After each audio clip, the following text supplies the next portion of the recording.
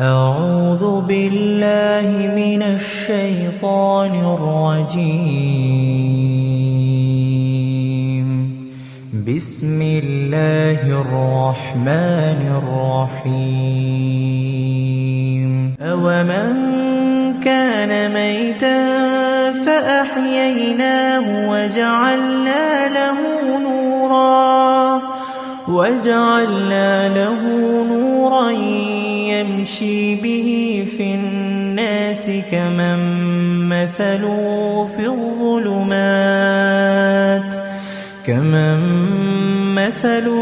في الظلمات ليس بخارج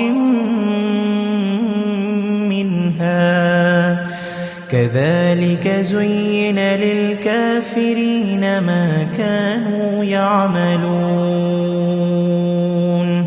وكذلك جعلنا في كل قرية أكابر مجرميها ليمكروا فيها وما يمكرون إلا بأنفسهم وما يشعرون. وإذا جاءتهم آية قالوا لن نؤمن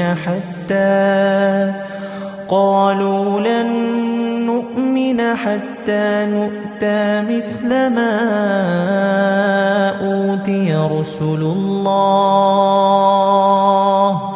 الله أعلم حيث يجعل رسالته سيصيب الذين أجرموا صغار عند الله وعذاب شديد بما كانوا يمكرون. فمن يرد الله أن يهديه يشرح صدره للإسلام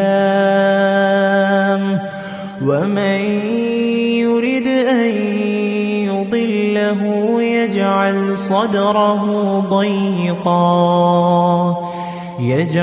صدره ضيقا حرجا كأنما يصعد في السماء كذلك يجعل الله الرجس على الذين لا يؤمنون. وهذا صراط ربك مستقيما قد فصلنا الآيات لقوم يذكرون. لهم دار السلام عند ربهم وهو وليهم بما كانوا يعملون.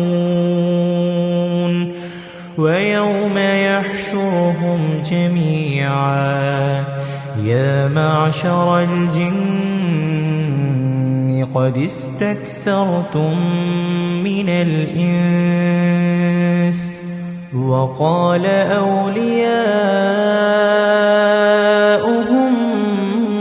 من الإنس ربنا استمتع بعضنا ببعض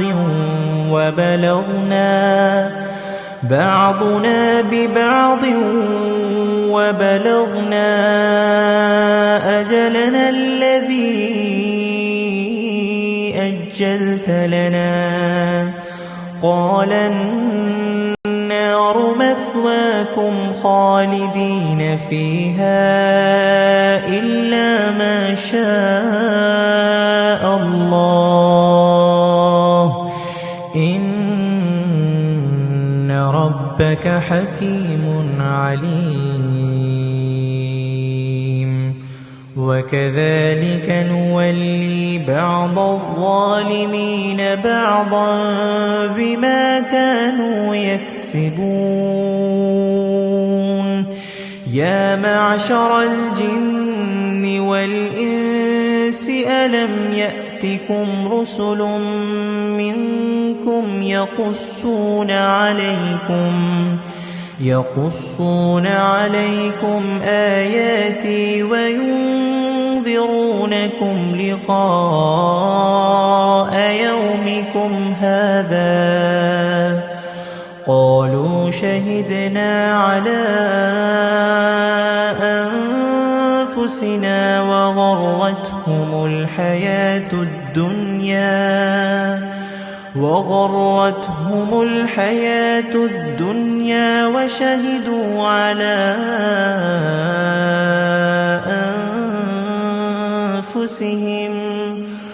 وشهدوا على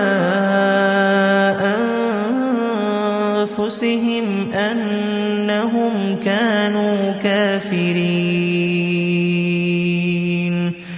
ذلك أن لم يكن ربك مهلك القرى بظلم وأهلها غافلون ولكل درجات مما عملوا وما ربك بغافل عما يعملون وربك الغني ذو الرحمة إن يشأ يذهبكم ويستخلف من بعدكم ما يشاء كما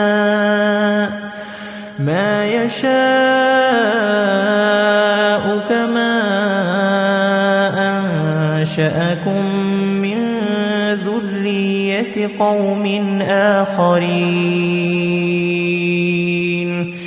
إنما توعدون لآت وما أنتم بمعجزين قل يا قوم اعملوا على مكانتكم إني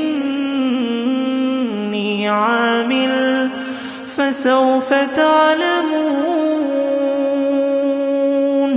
من تكون له عاقبة الدار إنه لا يفلح الظالمون